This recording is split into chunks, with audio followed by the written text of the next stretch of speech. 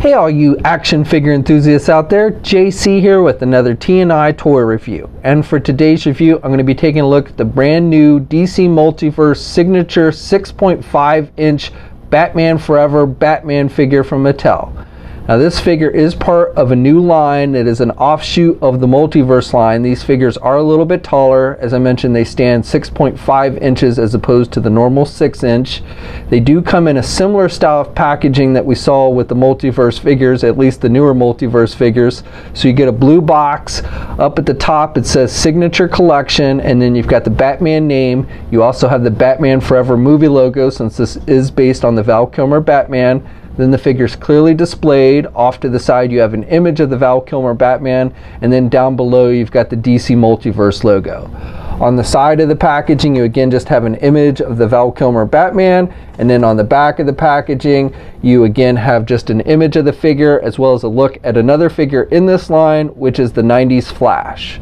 Alright, let's get this open and take a look at what's inside. Okay, so here's a look at the figure outside the packaging along with the other accessories. Okay, so first of all, you get an extra set of hands with this figure, and that seems to be pretty common with all these new signature figures. So you get a pair of closed-fisted hands, and then you get a pair of grip hands for holding the grapple gun that is also included with this figure. And switching out the hands is easy. You just pop off the hand you want to replace. You've got the little peg on the hand and the hole in the arm, and then you just plug in the hand you want to replace it with, and it goes in easy and should fit nice and tight. The figure also comes with a grapple gun, as I mentioned before, and this seems to be pretty much in keeping with what we see the grapple gun look like in the Batman Forever movie. So you've got the black portion for the actual gun itself, and again the sculpting of it seems to be pretty accurate to the movie. And then you've got the hook, which is done with a metallic silver.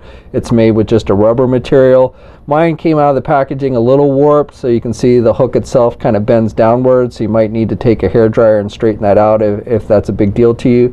The hook is not removable from the gun, so it is all one piece, but again does seem to be pretty accurate to what we see in the movie. As long as you have the grip hands on the figure, he'll hold the grapple gun in either hand. He actually holds it a little bit better in the left hand because it's a tighter grip. The right hand is a little bit looser, so you have to kind of play with it a little bit more to really get him to hold it, but again he can actually hold it in either hand. Okay, so the remaining accessories that are included with this figure are all related to the figure stand, and this is something that's included with all these signature figures. So you notice first of all you get this square base, and it's made with just plastic. It's hollow plastic, and you've got the DC logo on the top here, and then on the front here you've got the character's name. Now you'll notice with mine it says the Flash, and I bought this figure secondhand, so I don't know if that got switched out by the seller I bought it from or if this was a factory error. I'm assuming when you get your actual figure it'll actually say Batman, not the Flash. This is like I said, somebody must have switched it up with the Flash figure, but as it is, like I said, other than the name, the stands I think are pretty much the same with all the figures in this line. So you get this plastic base, and you've got these holes. You've got 6 smaller holes on the top here, and then you've got this bigger hole. So the smaller holes are made so you can plug these little pegs in, and they've included 6 little pegs, and they just push in there, and then when you put these in you can use it as just a normal figure stand. So basically you've got the peg holes on the bottom of the figure's feet, and so you can display the figure on the base in the various positions here. Wherever there's a hole you can plug in the peg there. And then you've also got a flight stand arm, which is done with frosted plastic. It does have one point of articulation, a rotating joint here at the midsection, but there are no hinges on this, so there's no up or down movement or anything with the flight arm. But you can plug it in like that, and then all the figures in the line seem to have holes on their back, so you can just plug it in, and so you can get it in some various jumping poses, and it seems to hold the figure pretty good, so not too bad there. And then also you can remove the flight arm, and then they've included a little plug so that you can plug up that larger hole if you want. And then they've also given you this backdrop piece, which is made with a hard cardboard. On the one side you've got the image of the Val Kilmer Batman with the Batman Forever logo, and then down at the bottom you've got the DC Multiverse logo. Or on the flip side you've just got the DC Multiverse logo done in that gold font. So you can display the card either way. Probably if you're going to use it as a display piece you probably want to use it with the Batman showing, but as it is you can then plug your figure in and kind of display it on your shelf. So it's kind of cool. And then one other feature that these things have, which is nice, is these are hollow plastic, and you can actually pull out the bottom, and then you can store all the accessories with the figure inside there. Okay, so for the figure itself, so I think overall these figures are an improvement over the normal multiverse figures as far as articulation and everything goes, which I'll go into in just a moment. And this isn't too bad of a looking figure. However, as far as being movie accurate, I do have a few issues with it. So first of all, starting with the mask, I do think the ears are a little bit off. The ears kind of point inward, and the actual Batman Forever mask, the ears seem to be more apart and just straight up. So I think that throws off the look of the mask a little bit for being movie accurate.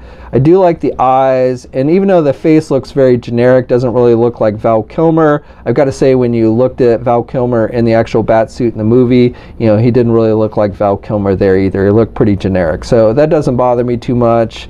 And they've used this black glossy paint for the mask, which honestly I think they should have used on the entire figure. They used this more kind of darkish gray color with a metallic tint to it on the rest of the body. And as I recall, the suit itself was, you know, totally black. It was a shiny black, but it was totally black. So I think they should have used, if they used the same paint that they used on the head here, on the entire body, I think that would have actually looked better in my opinion. I do like the bat symbol. I think they did a pretty good job with that. It is sculpted on there, and you've got the metallic gold background with the bat symbol sculpted, and that seems to be pretty accurate with the way they portray that. You do have this line work on the figure, which, you know, really wasn't present on the actual suit. I guess that's because of how they sculpted the mask, the head on the figure, but that looks a little bit off. The overall, you know, abs and everything seem to be pretty movie accurate. The belt seems to be sculpted accurately, and it is a separate piece that's glued on the figure. It feels like it's made with a rubber type material. However, again, the belt I think should have been more of a shiny black than this kind of gray color that they used. So that's the only thing I think is off about the belt. The belt buckle seems to be pretty accurate as far as the sculpting of the symbol and everything. And then he's got that shinier black again on the gloves, and this seems to be pretty movie accurate. And then with the body, you know, again, they've used that darker metallic gray color, and then with the boots, they go back to that shinier black gloss.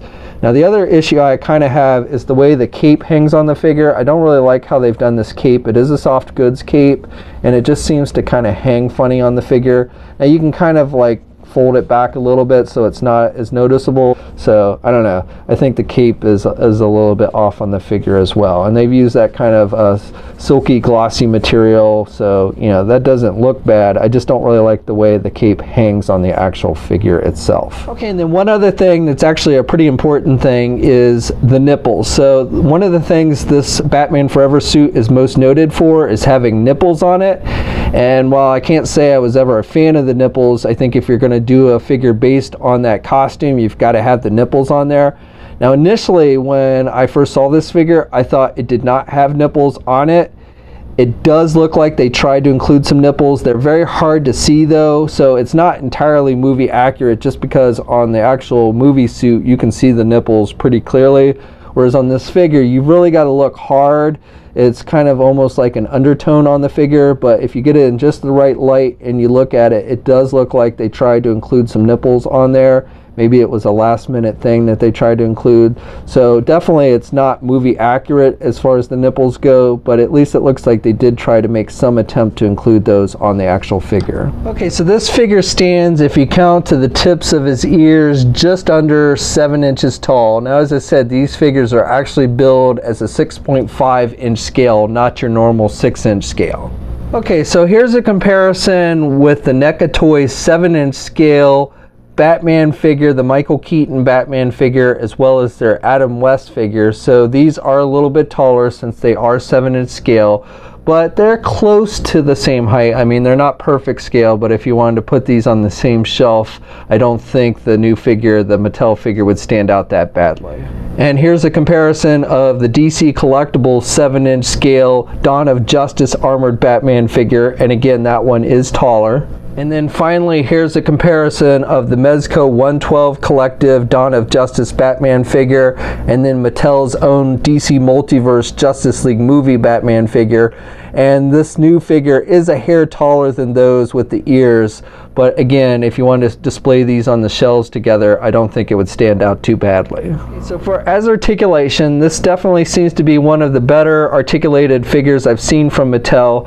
So first of all, you can turn the head to the left and to the right. You do get some up and down movement with this one, probably more movement than the actual suit gave the actor in the movie.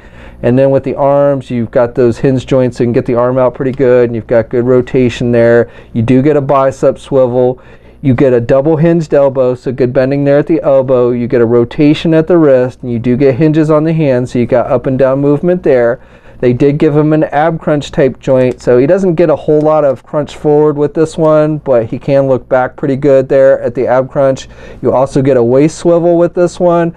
Legs are attached with ball joints, so he can do the splits good. You can get the leg forward about that much, and then you can do the leg out and back. You do get a thigh swivel. You get a double jointed knee, so good movement there at the knee. And then you also get a boot cuff swivel, though the way the boot is actually sculpted, you can't turn it that easily, but you do get some rotation there at the boot cuff. And then you get hinges on the feet, so you've got up and down movement. They gave it toe articulation, but no ankle pivot. That's the one area where they're still lacking with the articulation, is with the ankle pivot, and then 2 peg holes on the bottom of the feet.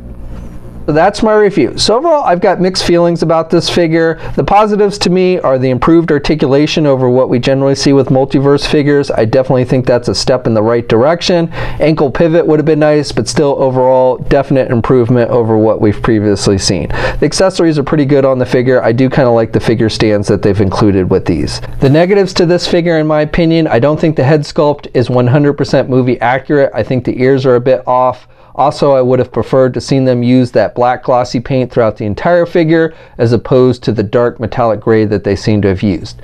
The other downside to this figure is it will cost more than a normal multiverse figure. It will cost $25 here in the United States as opposed to the normal $20.